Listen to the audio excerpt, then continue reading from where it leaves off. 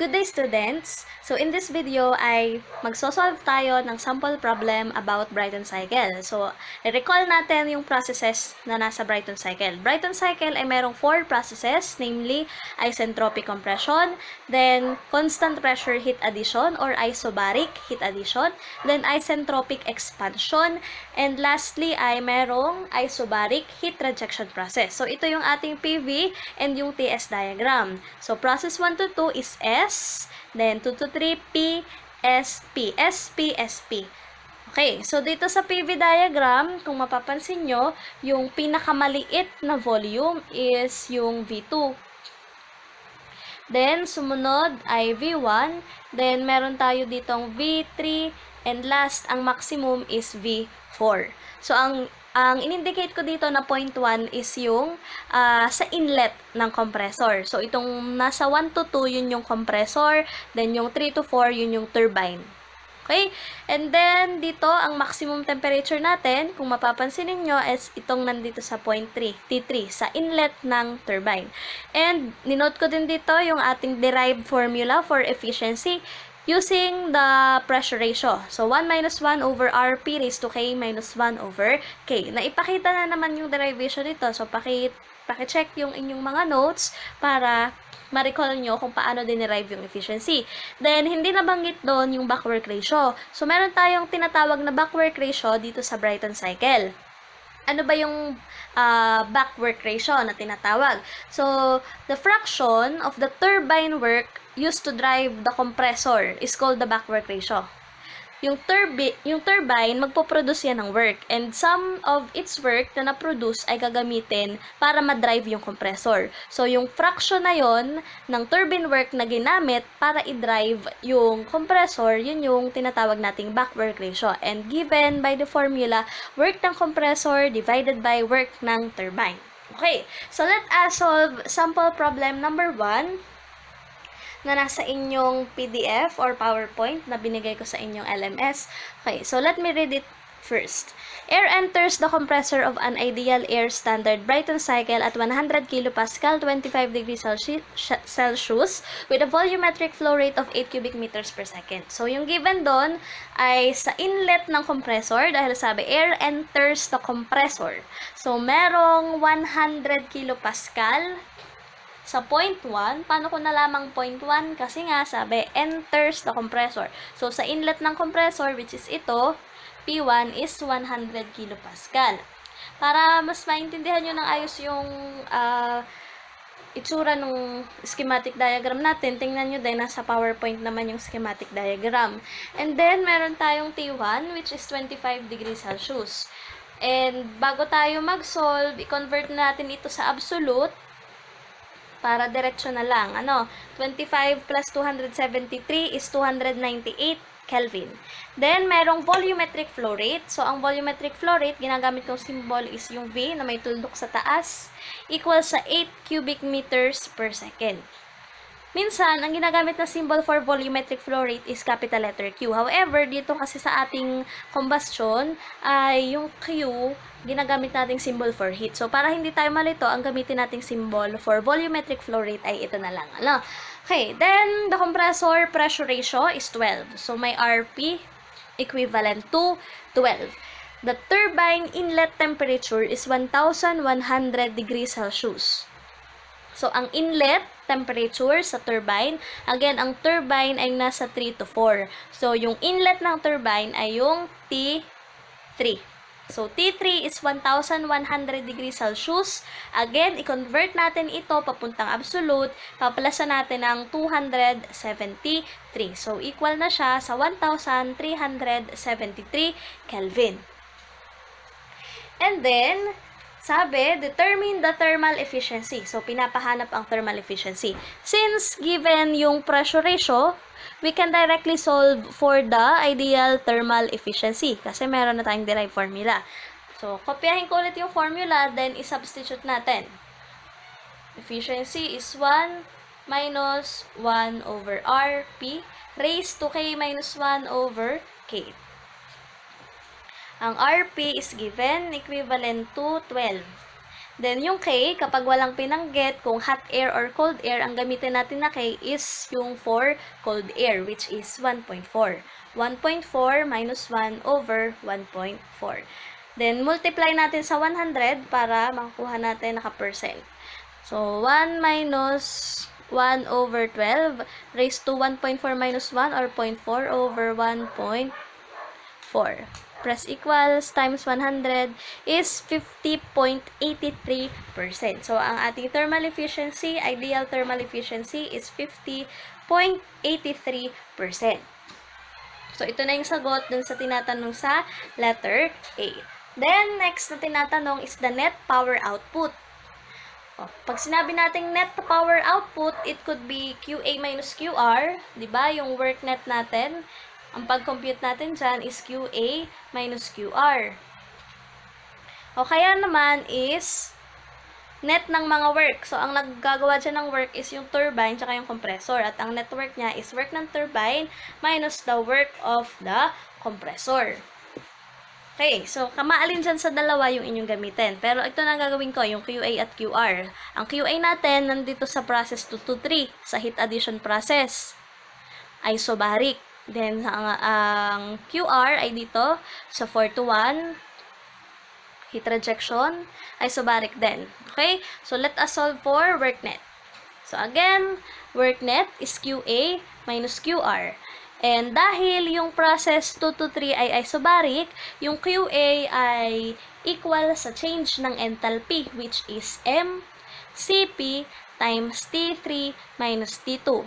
And QR is mCp times T4 minus T1. Okay, so i-check natin kung kompleto ba yung mga given. Meron ba tayong mass? Wala. Mayroong CP? Yes. Constant yan. T3? Meron. Given. T2? Wala. Then, merong T4, wala, at may T1. So, meron pang dalawang kulang na temperature. Paano natin isosolve si T2 at si T4 para masolve natin yung network? Okay, so, una, doon muna tayo sa process 1 to 2. Okay, ito pwede natin i-simplify. I-simplify ko lang yung equation natin, ha. MCP times T3 minus T2 minus T4 minus T1. Okay. So, now, let us solve for T2. So, T2, kukuha natin sa process 1 to 2. Process 1 to 2 is isentropic compression. Okay? Entropy is constant. So, na-derive na natin, noon pa, napakadaming beses na natin kinuha. Si T2, kapag ka-isentropic, is... Sige, pakita ko na ulit dito. Gamitin natin yung formula T2 P2K. Or T2 over T1 is P2 over P1 raised to K minus 1 over K. Okay? So, yan yung T2 P2K. Or, kaya naman, di ba yung P2 over P1, ito yung tinatawag natin na pressure ratio. So, si T2 ay equal sa T1 times the pressure ratio raised to K minus 1 over K. Okay. Now, let us solve for T2. T2 is T1. T1 is 298 Kelvin. Times RP, which is 12, raised to K minus 1, 1.4 minus 1 divided by K, which is 1.4. Then, solving for T2, using our calculator, T2 is equal to 606.1132